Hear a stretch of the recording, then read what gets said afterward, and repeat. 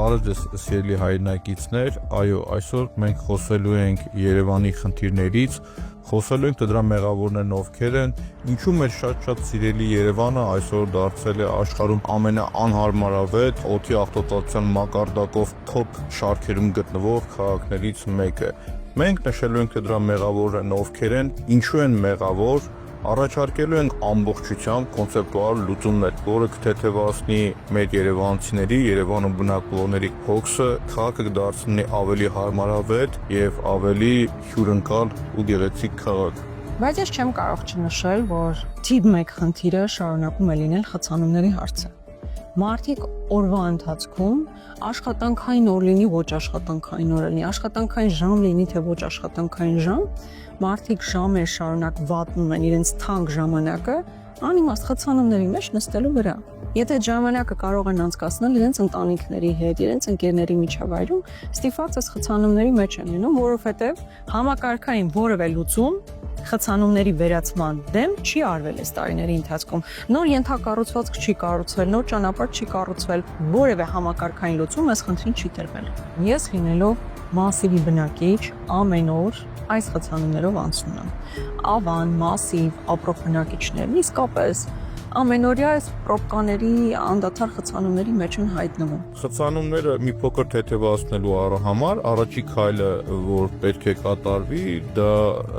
հոսքերի ճիշտ կառավարումն է, խելացի կառավարումն է։ Այսինքն լուսացույցերը, որ մենք ունենք, իրենք օրվա կտրվածքով տարբեր ռեժիմներով պետք է աշխատեն։ Առավոտ այնպես պետք է լինի, որ դեպի քաղաք եկող հոսքը ավելի շատ կանաչ լինի, որ հնարավորություն ունենան ավելի շատ գան դեպի կենտրոն, եւ մեծ մասը աշխատում են կենտրոնում մեր ժողովրդի։ Երեկոյանը հակառակ ռեժիմով։ Սրա համար ասում եմ, քաղաքապետարանում կա տրանսպորտի վարչություն, մի հատ խուճուճ անունով տեղեկատվական տեխնոլոգիաներ, չգիտեմ ինչ, այդպես խուճուճ անունով կառույցություն է, որի տնօրենի աշխատավարձը 2 միլիոն դրամ է աննախադեպ։ Այս նոր ստեղծված կազմը։ Չէ, դա դաբլ են արել, գումարել են վրան։ Այս մի հատ կանդրադառնանք նաև այդ կառույցին, որ մի օր Նիկոլ Փաշինյանը դուրս եկավ հեծանիկով պրոբկի հանդիպեց, ընկավ պրոբկի մեջ, ասեցին ինչ պետք է անենք, եկեք ծանոթ աղբերներին բերենք գործի տեղավորենք, էլի կան աշխատապաշտական աշխատավարձներով։ Դու պատկերացնում ես մարդը 8 տարվա մեջ առաջին անգամ դուրս է եկել առանց իր կորտեժի նկատնեմ չեն բացել իր առաջ, որ ինքը հանգիստ գնա, որ մեկ էլ տեսել է, վայ, սովորական քաղաքացիները ամեն օր պրոբկայի մեջ են, ես ո՞նց կլինի։ Պետք է ստեղծել հանձնաժողով։ Հանձնաժողովը թող զբաղվի այդ հարցով, էլ չի ասում, որ դրա համար կան հատուկ գերատեսչություններ, ներքին գործերի նախարարությունը համապատասխան բաժին ունի, քաղաքապետարանը համապատասխան մասնագետներ ունի, այդ մարդիկ աշխատավարձ են ստանում, որպեսզի այդ հարցերով զբաղվեն։ Ամեն դեպքում հանձնաժողով ստացվեց, ու այդ հանձնաժողովը որոշեց, որ մի հատ առանձին կազմակերպություն պետք է ստեղծվի հաստիկներով, որոնց մասին ես արդեն խոսել եմ նույնիսկ ազգային ժողովում։ Այնտեղ մասնագետները ստանալու են 2 միլիոն, 1.5 միլիոն, ու ինձ ակամայից դա հիշեցրեց Անիվ հիմնադրամը, երբ որ մարդկանց վերցրել էին 1000 դոլարներով աշխատավարձ էին տալիս, պարգևավճարներ էին տալիս, իբր ներդրումներ ներգրավելու համար, արդյունքում 70 միլիոն դոլար մսխեցին, ոչ մի ներդրում էլ չարվեց։ Հիմա այս բանն է լինելու, մարդկանց միլիոնավոր դրամների աշխատավարձ են տալու, այս մարդկանց էլ որ ասում եմ ամենայն հավանականությամբ իրանց հարազատներին, ընկերներին, բարեկամներին բերելու են տեղավորեն այդ կազմակերպությունում, գումարները տալու են, բայց շարունակվել են նույն խցանումները, որովհետև խցանումները ուղղակի նայելով, արձանագրելով չի լուծվում։ Դրա համար ճանապարհ է պետք կառուցել, ենթակառուցվածք է պետք կառուցել, այդքան շինթույլտվությունները, որ համատարած բաժանում եք, բա ինչ եք մտածում։ Ինքնանոց քաղաքի ծանրաբեռնվածության, բեռնակապության մասին մեր մտահոգությունները հիմա փորձում ձևակերպել, ու ես մշտապես այստեղով անցնելիս տեսնում եմ, որ մեքենաները երկրորդ գիծ մշտապես կայանած են։ Ծառայություն ենք իրականացնում, ինչքան երկրորդ շարքերում մեքենաներ կա, բոլորը Հիմա այնակ ոնց հասկանում բոլորը դատախազության աշխատակիցներ են։ հստակ չեմ տայնում, դատախազության աշխատակիցները թե ոչ, ու ծամեն դեպքում մեկոնն Այսինքն հիմա դուք գնալու եք այդ մեքենաներն ասեք, որ միասին։ Եկեք դե միասին գնանք, միասին գնում ենք, դուք եք պետական աշխատող եւ մեր երկիրը քանի որ այսօր դառել է խորհրդարանական կառավարման երկիր, խորհրդարանական մեր ներկայացուցիչը Աննա Գրիգորյան պատգամավոր միասին գնանք, ուզում ենք համոզվենք, տեսնենք դատախազության աշխատակիցը ու դուք պետք է տուգանեք այդ դատախազությունը։ Գնացինք միասին եկեք։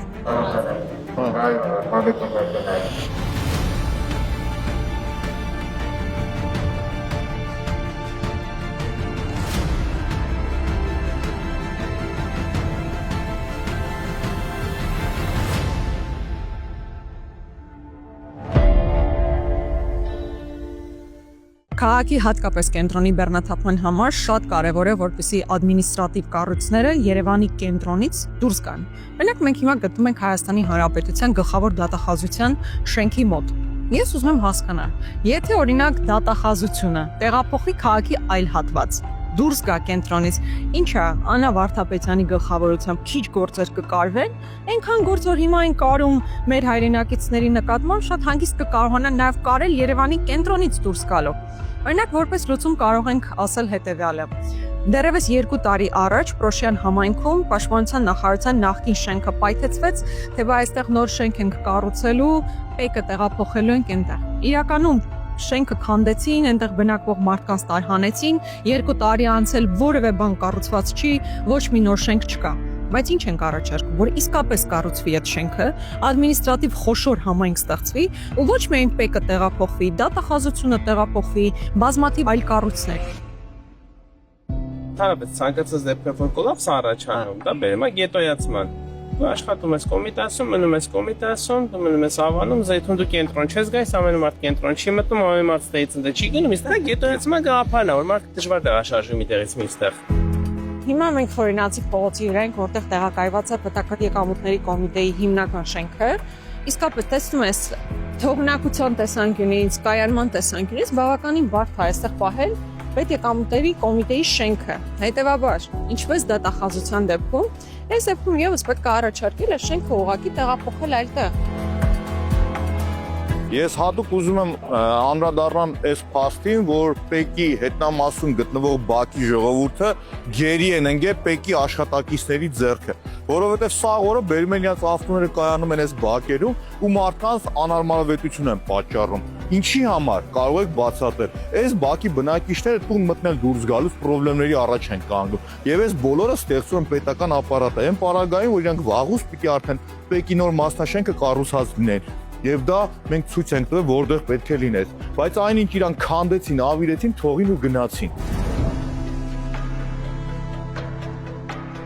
Գիտես ինչ հիշեցի, երբ որ մենք խոսեցինք Պնեի շենքի պայթեցման մասին, այնտեղ բնակիչներ էին ապրում, չէ՞։ Եվ այսպես քաշ տալով, անամոթաբար, հանեցին գիշերով, հենց հիմա դուրս եկեք, հենց հիմա Վրաններում են այդ մարդիկ, չուշ տասով վրաններում էին քնում։ Հայ, ինչ արեցիք, շենքը պայթեցրեցիք, մարդկանց տնավեր արեցիք, հանեցիք եւ 2 տարի շարունակ, ինչպես դու արդեն ճշմարտացիորեն նշեցիր, նույնիսկ աղբը չեք կարողանում կանել նորմալ թափել։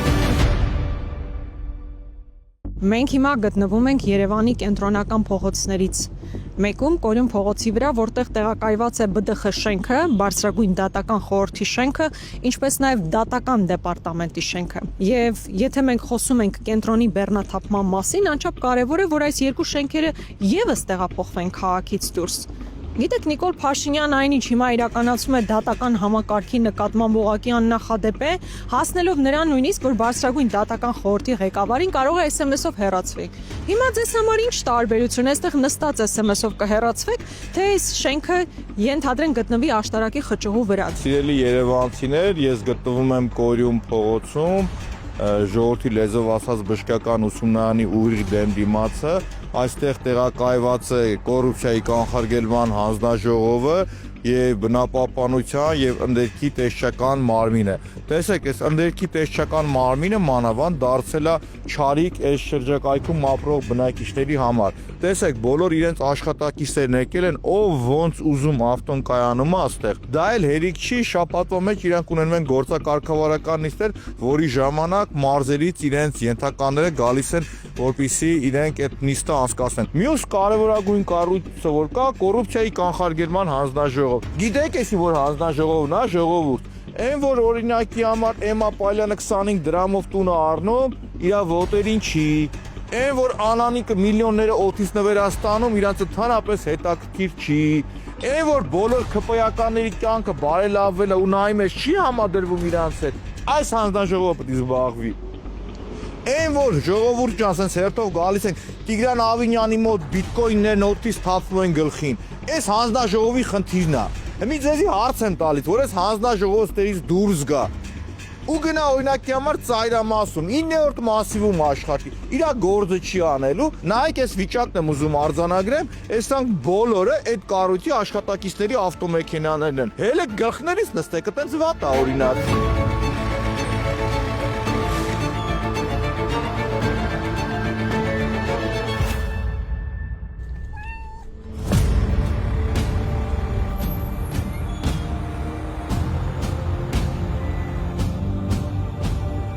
Կենտրոնական ընտրական հանձնաժողովը իր գործառույթների մեջ բոլորը շատ լավ գիտեն, որ ինքը պարտավոր է կազմակերպել ընտրությունների թափանցիկությունը։ Եվ հիմա հարց ունեմ տալու, եթե այս կենտրոնական հատվածից դուրս գա եւ գնա աշխատի ԴԱԿ-ի շենքում կամ մասիվում գնա աշխատել, ինչպես է կարծում, իրենք այս նույն աշխատանքները չեն կարողանալու իրականացնել։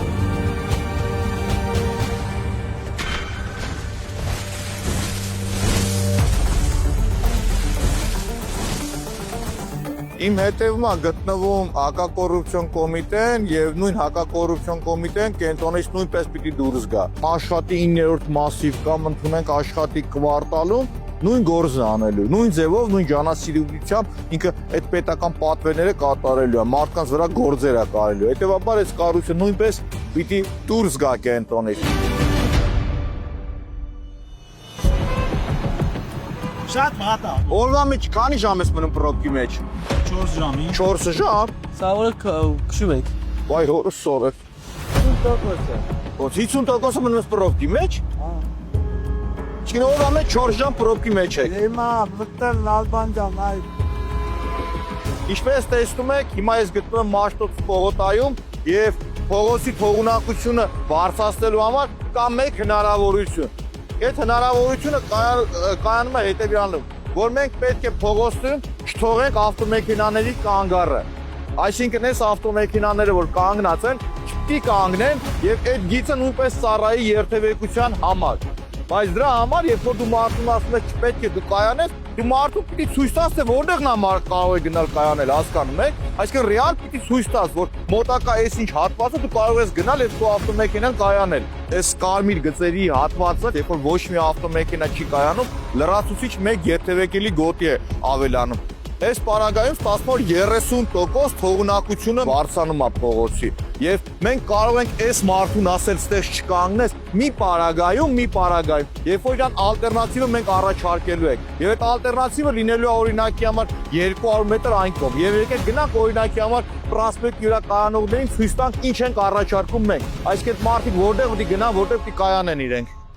Հիմա ես գտնվում եմ հայտնի Մալիբուի այգու Սիզոնսի ետնամասում, Սարյանի պոչտայի դիմացի հատվածում, այստեղ մենք տեսնում ենք վերգետնյա ավտոկայանատեղի եւ մեր առաջարկություն ինչումներ կայանում։ Տեսեք, այս ավտոկայանատեղին մասնավորինն է, եւ եթե ես չեմ սխալվում,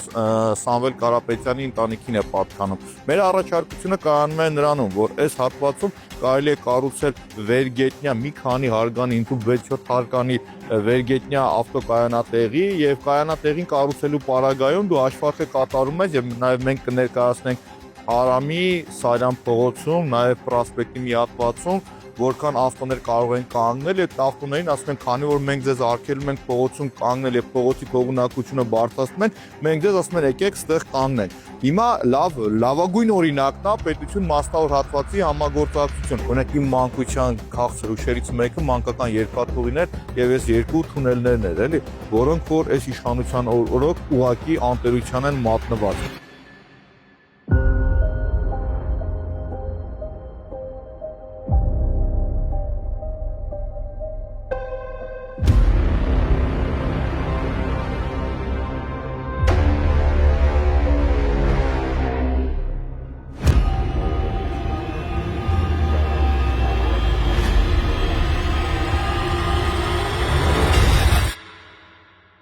Ես վստահ եմ, որ մեր քաղաքացիներն, ովքեր հիմա դիտում են մեզ, տեսնում են, թե թունել ինչպիսի դիստրոֆիա է ենթարկվել, այսինքն իր ուղիղ պատերը բավականին կլորացել են, ինչը նշանակում է, որ լուրջ ճարտարապետության հետ կապված խնդիր կա, հիմքի հետ կապված խնդիր կա։ Այն պրոյեկտը, որ իրականացվելու է Սարյան փողոցի վրա, իսկապես խոշոր պրոյեկտ է, բայց միևնույն ժամանակ պետք է հաշվի առնել նաև թունելի ֆունդամենտի հետ կապված հարցեր, այսինքն առանց թունելների ամրացման հնարավոր չի լինելու այդ պրոյեկտը իրականացնել։ Ես չգիտեմ ով է պրոյեկտի հեղինակը, ով է իրականացնողը, բայց հենց հիմա էլ իրենց ուզում եմ փորձով դիմել, որ անպայմանորեն հաշվի առնեն թունելների առկայությունը եւ թունելների ամրապնդման հարցը։ Ուղղակի անթույլատրելի է, որ այս միակ մնացած թունելն էլ ուղղակի փակվի կամ ուղղակի փլվի։ Մենք տեսանք մտնելու չի, երկրորդը արդեն չի գործում, որովհետեւ անմխիթար վիճակում է։ Հաստորեն այս հատվածում ինչ ենք արձանագրում։ Ինչ լուծումներ կարող ենք առաջարկել այն վերգետնյա պարկինգը բերու մասին խոսեցիր, ոչ միայն տեսական, այլ նաև պրակտիկ բոլոր հնարավորությունները կա։ Այդտեղ քանի հարկանի պարկինգի պատասխան։ Տեսեք, իմ գնահատմամբ հնարավորությունն 6-ից 7 հարկ վերգետնյա, որ քաղաքի ճարտարապետական տեսքին էլ չվնասի, իրենք ավտոկայանատեղի կառուցեն։ Իսկ քանի մեքենայի համար մոտավոր տեսեք, այս պահի դրությամբ, եթե մենք դիտարկում ենք, որ զորական կետում այսինքն կանգնում են մոտավորապես 150 ավտոմեքենա, այստեղ շուրջ 1000 ավտոմեքենայի պարկինգի խնդիր լուծվում է։ Ես կես ժամա պարկովկայում անգալի չեմ գտնում։ Արդեն ուզում հետեթամ տունը չկան գործերս անել։ Միայն այն պատճառով, որ Երևանում հատկապես կենտրոնում կայանելու տեղ չկա ու ժամեր շարունակ ստիպված պետք է պատտվես, կարելի ասել 2 տարուց ավելը շատ հազվադեպ դեպքերում են վարում։ Եթե կենտրոն եմ իջնում, ընդհանրապես մեքենա չեմ վարում, այսօր եզակի դեպքերից է, որ ես մեքենայով եմ։ Ժամանակին Շահումյան հրապարակում թույլատրվում էր կայանել, հիմա մենք տեսնում ենք, որ բացել են հրապարակը, ինչը լավ է։ Լավ է, որ հրապարակը բաց է։ Միևնույն ժամանակ խնդիրը պետք է լուծվի։ Ինչ կարող ենք առաջարկել այս դեպքում։ Հիմա տեսեք, կոնկրետ այս հատվածի վերաբերյալ եղել է մեծ նախագիծ, ինքը շուրջ 5000 քառակուսի մետր է։ Եվ այստեղ պետք է կառուցի 3 հարկանի ստորգետնյա պարկինգ։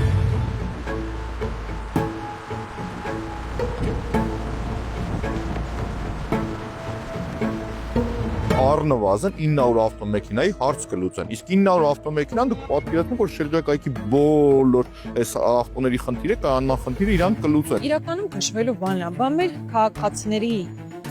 ուսերին դնես 8 միլիարդ պարտ, բայց դրա փոխարեն մի բան չկառուցես, մի ենթակառուցվածք չկառուցես, մի նորմալ կայանատեղի չկառուցես, որ մարդկանց նյարդերը ուղղակի չքայքայվի ամեն օր Երևանի կենտրոնում հատկապես պարկինգի տեղ փնտրելու համար։ Ինչն եմ ուզում ուշադրություն դարձնել, որ 1 քառակուսի մետրը կառուցելու համար մոտարապես ծախսը շուրջ $500, որպեսզի դու կարողանաս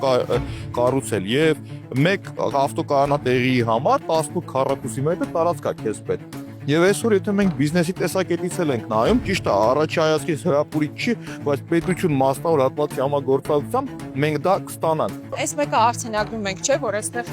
ամբողջական հնարավորություն կա ստորգետնյա առնվազն 900 մեքենայի համար ավտոկայանատեղի կառուցել։ Միանշանակ, եւ եթե դրանն էլ գումարենք, որ դատախազությունը պետք է կենտրոնից դուրս գա, շատ դուրսեով այս հատվածը մենք կբեռնաթափենք։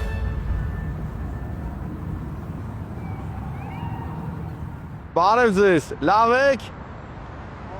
Այս պրոբկեքից եմ խոսում։ Ժողովուրդը բարևում է։ Ընկավ ավտոյի տակ։ Միայն Ֆրանսիայի հրապարակը շուրջ 7200 քառակուսի մետր է։ Եթե հնարավորություն ունենանք մենք 3 հարկանի ստորգետնյա պարկինգներ կառուցել, նվազագույնը 1500 ավտոմեքենա կկայանվի։ Տեսեք հաջորդ առաջարկությունը, որը որ կա, շրջանայինի սասի հետևի ընկած հատվածը, այստեղ 7000 քառակուսի մետր տարածք է եւ այստեղ նույնպես, եթե մենք փորձենք պարկինգ կառուցել, հնարավորություն կունենանք 1000-ից ավել ավտոմեքենաներ կայանելու։ Քաղաքապետարանի աշխատակիցներն ովքեր քննարկում էին իմ հետ, ասում էին շատրվանների սարքավորումները գտնվում է գետնի տակ։ Բա մենք դա ինչ ենք անելու։ Ու զարմանալի է, ինչ պետք է անենք։ Մտածեք սարքավորումները կողքը ավելի բարձր բերեք տեղադրեք։ Միակ խնդրեմը ստեղ կայանում է դրանում։ Նորմալ չի, հասկանում եք։ Իսկ սրա համար պետք է խելք կամ ցանկություն։ Իսկ այս իշխանության կողմից դա բացակայում է, իսպար բացակայում է։ Իմ աջ կողմում գտնվում է Երևանի պետական համալսարանը եւ նրա դիմաց գտնվում է հայտնի թենիսի կորտերը։ Ինչպես գիտեք, Տիգրան Ավինյանը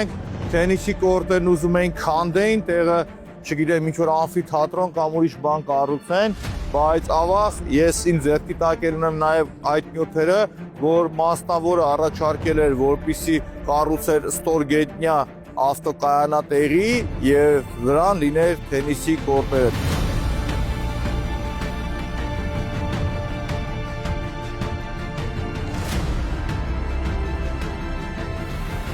Թենիսի կորտերը առողջ ապրելակերպի եւ մեր երևանցիների մի մասի հիշողության այն ամենավառ կետերից մեկն է։ Եվ թենիսի կորտերը կարծում եմ շատ շատերը կկիցեն երևանցիներից, որ լավ կլինի, որ Երևանում լինի։ Եվ ես կներկայացնեմ նաև մի կարճ հատված, թե ինչ պրոյեկտներ ա եղել Երևան քաղաքում, որոնք կյանքի չեն կոչվել։ Այսինքն պլանավորված ա եղել, մասնավորորեն պատրաստ ա եղել, ստեղ է պետք է պետություն մասնավոր հատվածի համագործակցություն։ Եվ ստեղ կառուցելով այդ ստոր գետնյա ավտոկայանատեղին ամբողջությամբ Խանջան փողոցի կայանատեղիների հարցը կլուծվեր։ Հաջորդ առաջարկությունը, որ մենք ունենք, դա Սախարվի հրապարակն է,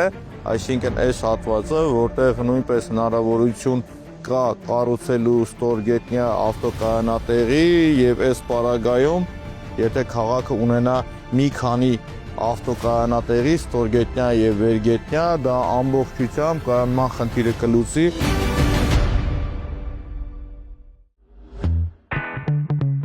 Հայոյում եմ ԿՊ-ին։ Բարկանում եմ Էկոլոգիա։ խցանումները։ Ես նույնիսկ դադարել եմ մեքենա քշել խցանումների եւ պարկինգի խնդրի պատճառով։ Այս տարի չկա, եկող տարի են չեն ուզում առնել, մյուս տարին են աստված գիտի լինելու է թե չէ։ Հազարավոր բնակարաններ եւ ոչ մի ճանապարհ, ոչ մի մանկապարտեզ եւ ոչ մի դպրոց։